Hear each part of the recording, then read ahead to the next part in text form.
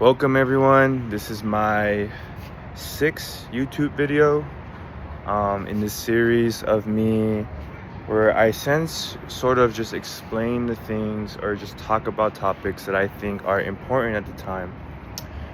And the time is being now. A lot of you probably are like, bruh, how are you in like a different place every time? Just know that God has his favor upon me. And God is looking out for me. And if you want your life to be successful, then you need God. And that's people want to they don't want to admit that. But anyways, today I have a special guest with me today who goes by the name of Yo, I go by the name of EJ, aka Peaceful Warrior Shop. Y'all can check me out on Instagram, or I got an Etsy shop too. I make like crystal jewelry and stuff, so yeah, Tap in. He made this for me. This is the hardest jewelry we got right now. Yes. You kind of just a quick explanation of what he made and how he made it. Yeah, basically I make all my pieces with like an intention and a certain energy that I want to bring to like the user and everything. So yeah, this one is like it kind of taps in with like your heart. If you believe in like chakras and stuff, like the heart chakra, we got green aventurine, quartz, but it's basically like spiritual protection, and And we can never not have enough spiritual protection. But to get back on topic, today I want to sort of talk about the hidden power, or what people aren't seeing, or they aren't, in a sense, believing of the hidden power of the soul, and why the soul is the missing link to everything, to all the solutions to your problem, all of your riches, all of your triumphs. The missing link to that is your soul. Now, the soul is the one thing that every religion, philosopher, and scientist tries to define, but nobody fully can, because of personal experiences and sort of the division and the unification of each consciousness. We study the body, we've mapped the brain, but the soul is still a mystery. Make that make sense. We are so advanced in our physical bodies, physical technologies, yet we know little about the soul. Why is it that every single ancient system, sort like the ancient Babylonians, ancient Mesopotamians, Egypt, Chinese, every single one of their systems points to a soul? But us, as the most advanced modern culture, we avoid it. Why are we trying to avoid our soul? Do you have any thoughts about that, Evan? I mean, I feel like when we incarnate on this earth, like, people tend to get consumed in like worldly things, and they forget that they're just the energy inside the body, or a soul in the body. You feel me? Like, we're here to experience, but we're not here to overindulge in, like, if like the 7 deadly sins, like gluttony. People be overindulging and getting lost in these things. So yeah. Amazing. Great contribution. So, in order to get this flowing, if I'm telling you guys the soul is the missing link, some of you might be asking, what even is the soul? What even is that? I keep saying something called the soul, S-O-U-L, and also S-O-L, which is the Latin word for sun and soul. We'll get to that later on, but just to keep that in mind. So what is the soul, and what did ancient philosophers, thinkers, and religion think about the soul? So one of the most famous philosophers, basic, is Plato. And Plato thought that the soul was eternal, seeking to return to its divine truth. Excuse me, but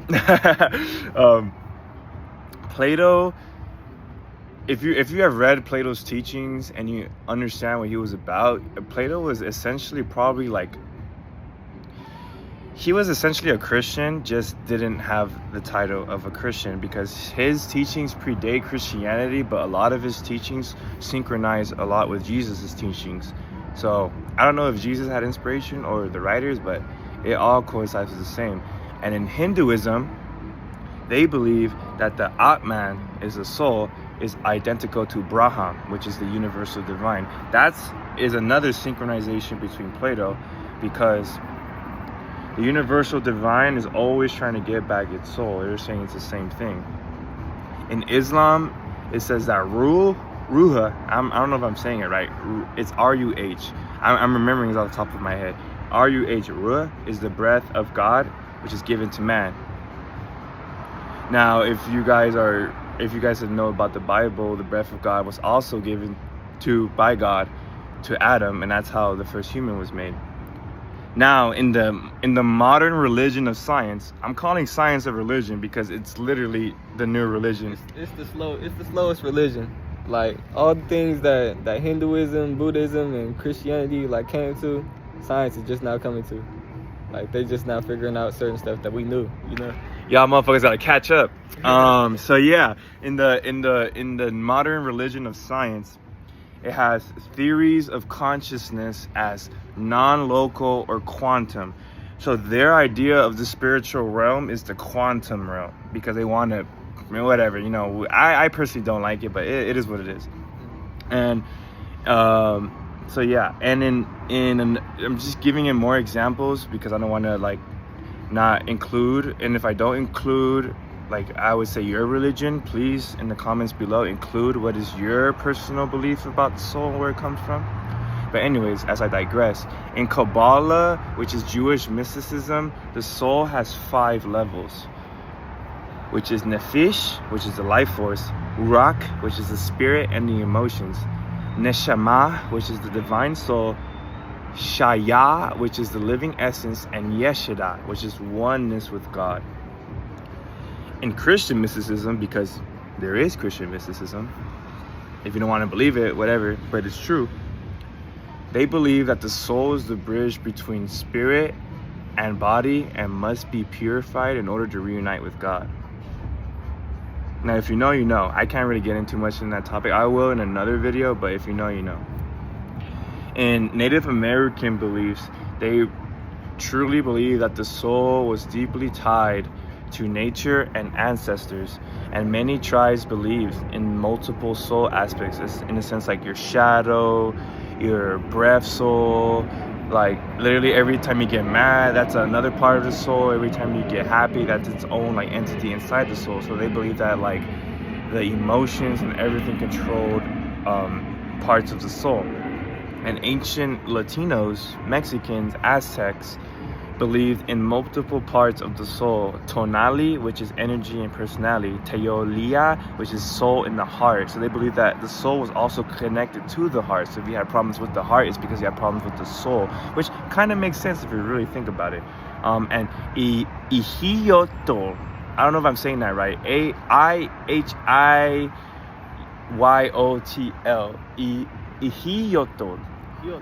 Ihiyotl.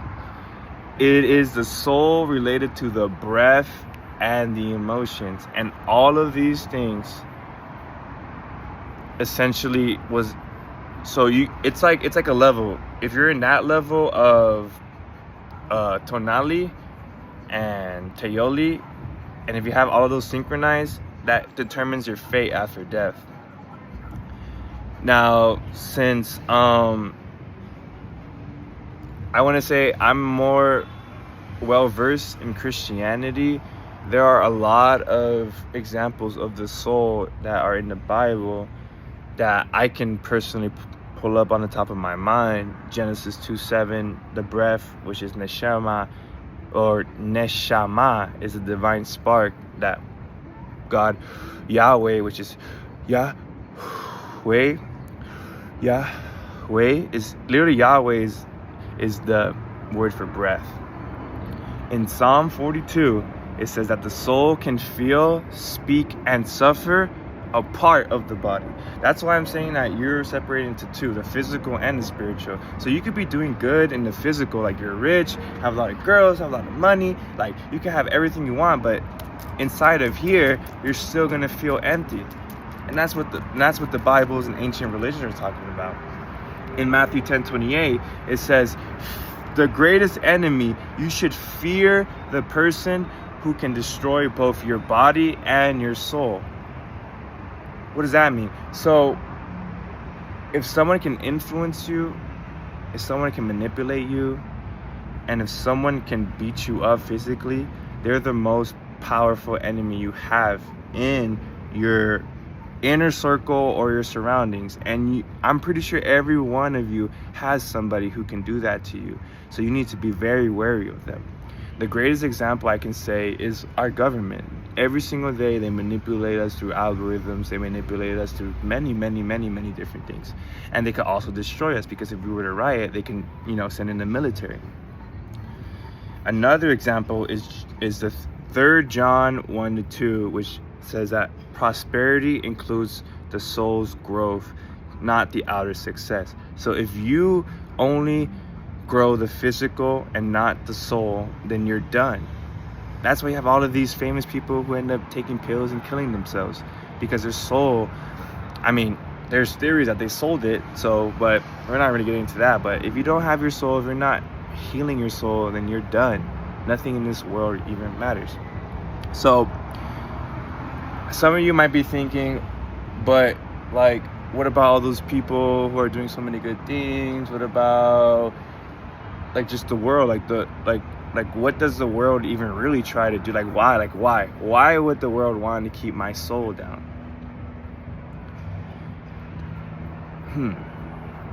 So today in our modern life, we numb the soul with overstimulation and distractions.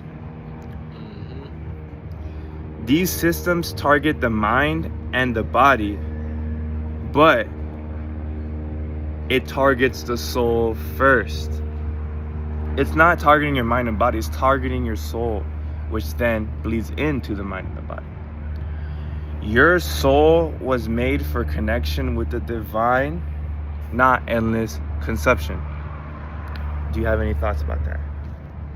Yeah, I agree with that. Like, you were, of course, like, we're on this earth to, have experiences, and you feel me? I feel like God was just trying to have fun with spreading this all out, like, between the earth and the universe. Like, I know we ain't the only ones in the universe too. Like, that's another topic. That's another topic for another story. Yeah, but yeah, I feel like God really was just trying to have different experiences and experience itself in a way, like by spreading itself out into different branches. Like, God is like the trunk, and we like the different branches branching out. But it's like sometimes if we do too much on this earth and we consume too much, then we the fruit on the branches, and the fruit could get rotten. You feel me? If we doing too much with our power. I couldn't have said that any better. That was honestly very poetic and very deep. No worries. So if you're listening to this now and you've stayed and you're really paying attention, you might be asking, so now I know that they're doing this to us. How can I reclaim and strengthen my soul? If I'm level 100 in the world and level 0 in the soul, how can I build it up? Now, I have a simple ways you can start that will help you, such as being still. When was the last time you really sat with your thoughts for 30 minutes to an hour, even 2 hours? And I'm not talking about just daydreaming in your room looking at the ceiling. I'm talking about going on a walk and really in your area, no matter if you live in a bad area or a good area, just go outside for a walk. No headphones. Try to go to somewhere where there's no like outside noise, such as like light pollution, city pollution, noises, so you can really hear your heartbeat, hear your breath, and hear your thoughts and your thoughts will become as loud as if you were at like a concert.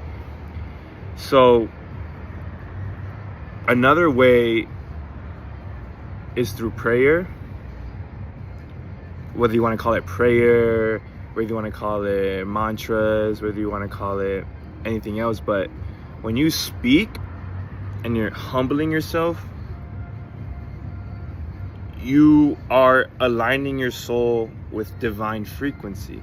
That is what prayer is, because you're letting go of everything in the moment and you're focusing and you're praying to something, and that gives you that divine frequency. And once you're in that divine frequency, that's when people, prayers get answered.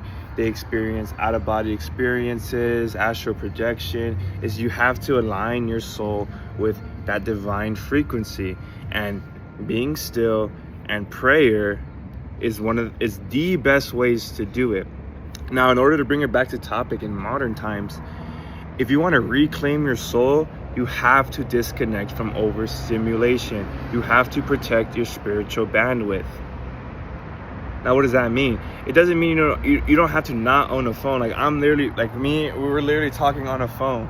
Like, we're literally using technology in order to get through you, but that's not it. Everything has a limit to it. If your screen time is over 8 hours, my screen time was over 8 hours 2 months ago, bro. So I'm not shaming you. But if your screen time is 8 hours and plus, what are you doing with yourself? If you're not a content creator and your screen time is 8 hours plus, what are you doing? Imagine 10, 20, 30 years ago in the 80s, 90s, when you didn't have phones, what were people doing? They were chasing things. They were chasing experiences. Now you're losing that experience and that crucial part of growing up. If you're my age, 22, you're losing it all because you're wasting your soul onto this phone. Literally this phone is a gateway to the dark matter dimension, and it's taking your essence slowly if you let it. So when you read the holy books such as the Quran, the Bible, the Torah, and others, I don't want to exclude them out because I'm not crazy knowledgeable on those topics, but I don't want to leave them out. So if you have a holy book, your religion has a holy book, you have to read it as revelation and not just information. Now, what does that mean? That means that you have to really, really believe that these stories are real. It doesn't matter if they are or not. If you believe in them and you use them to its full purpose, you are going to elevate in this world. No ifs, ands, or buts. Because that's what they were here for. So I'm guessing some of you might still not be 100% on board with me. You might be thinking, I'm an atheist. I don't believe in the soul. I think when I die, it just turns to black. Well, Yeah. what do you want to say? What do you want to say? Yeah, I think just my opinion. I think it's not so much that you gotta believe in it, but it's like if you do the practices that's in your holy book, like a lot of these different holy books, they got the same thing that they're saying like throughout all of them. And if you actually do the practices and do what the book says, like a lot of people, they say they believe, but they don't like do what it says. They don't actually do what it says. So if you actually doing the practices and you sitting still, tapping in with your soul, tapping in with God, then you're gonna see the benefits of that. Yes, sir. Exactly what he said. There are many, many, many, many Christians who say they love Jesus, but even in the Bible it says, you will say, I have loved you, but I will spit you out because you taste nasty to me, because you said something in the physical, but in... You're good. But God will spit you out because he hates the taste of you, because you are lukewarm. God hates lukewarm people. You're either all in or you're all out. So make that decision. Are you all in or are you all out? So I'm gonna give you like a couple of ways in order to access your soul, even if you don't believe it or not. If you're still not on board or still don't understand, do these things. And if you don't access your soul after these things, then I don't know what to tell you, bro. You kind of cooked. So you must practice gratitude during mundane tasks. When you fold your clothes, wash the dishes, walking or eating, give thanks. Thank your mom, thank your dad, thank God. Thank someone else other than yourself, because animals are the only things on this earth that don't give thanks. They just eat, they just do. That's instinctual. We are above the animals. So every time we get something good, every time we experience something, we have to give thanks, because we're being allowed to experience something and being aware and to have this sort of higher consciousness to it. Another thing you can do is speak blessings over your day and others you're encountering. Now, you don't have to say God bless you. You don't have to say all of that, even though I say that all the time. You can just say, oh man, like, I hope everything in your life goes out well. Tell someone they look good. Tell someone that their shoes look nice. Just do something nice for someone else. Speak blessings over your day. Be like, oh man, if you have a test, even if you fail the test, be like, dang, this is an experience for me to learn that I wasn't working hard, or I need to work harder.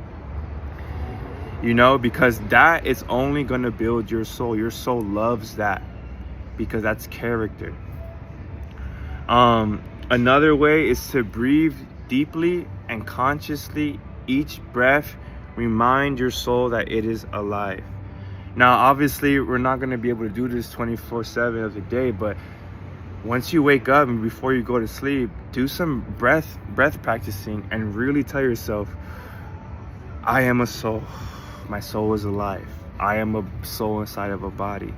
I know exactly what I am. Each time you take a breath. Because literally, oxygen is what creates your reality. That's why when you don't breathe, you see stars, because your reality is being destroyed.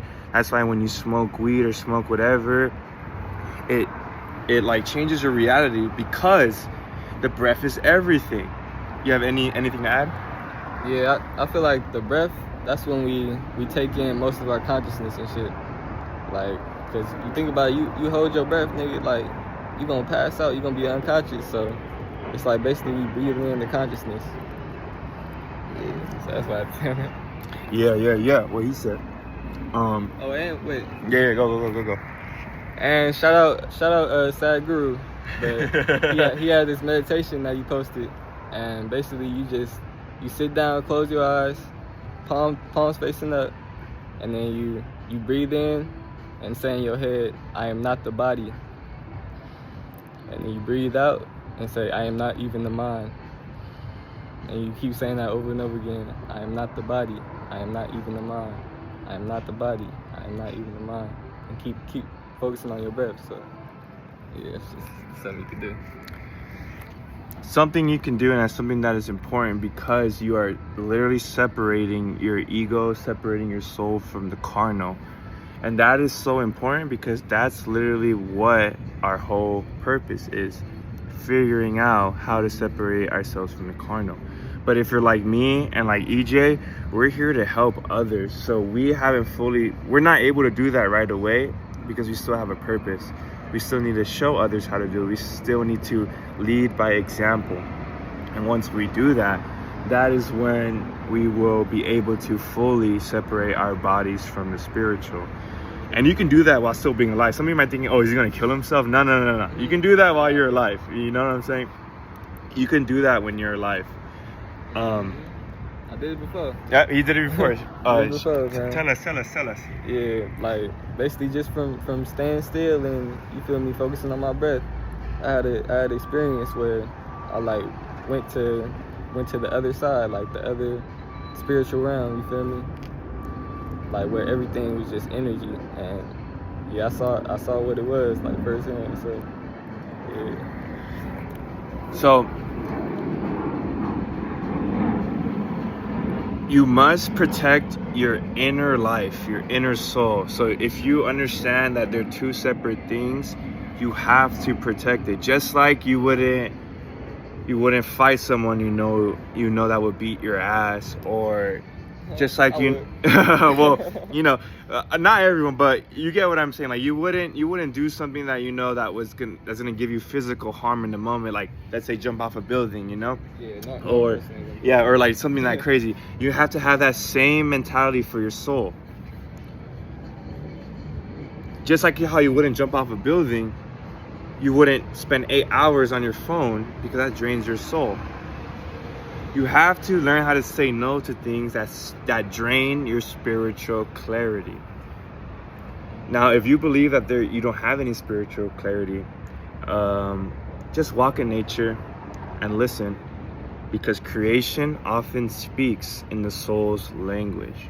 If you just hear the birds, hear the cats, hear everything just being in tune, being synchronized, that is literally God speaking. God doesn't speak English. He doesn't speak whatever language you speak. He just speaks. Because language was created by us. It's our concept. It's not really God's concept. He just shows you and shows you how you know how you're going to be able to learn. So in order to wrap this up, because we're about to pass the 30-minute mark, I want to invite you to really think about how every single sacred tradition knew that the soul deeply mattered. The soul is not your mind or your emotions, it is your divine essence. You don't need to find your soul, because everybody already has a soul, whether you want to believe it or not. Shout out all the atheists who don't believe in it, but you have a soul, bro. You have a soul, whether you want to believe it or not. So you don't need to find it. You just need to remember that you have a soul. You just need to remember who you are. Remember that you are a soul. Exactly. Yeah. Remember that you are a soul. You were never just flesh. You were always divine breath wrapped around in dirt and dust. When you wake up your soul, everything else in life will start to make sense. I'm going to say that again. When you wake up your soul, everything else in life starts to make sense. Sit with that for a moment. Do you have any final thoughts, EJ? Nah, just make sure y'all, you feel me?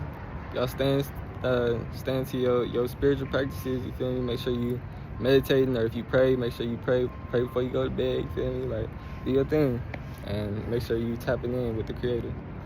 So some of you might be thinking, oh, why am I sort of letting my friend talk? It's because I want to start a philosophical outlook on life, because right now this is an important time we are living in, where we have to ask ourselves, what is true and what is truly fake?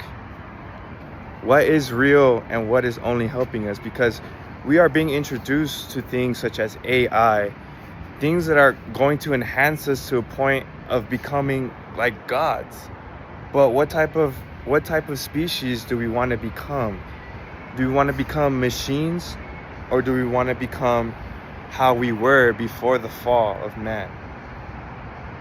Yes, this is beautiful. Look at these buildings. Look at all the amazing things that we have accomplished. But none of that means shit if your soul is fucked. You're gonna be fucking depressed, bro. Tap in, bro. That's all I can say.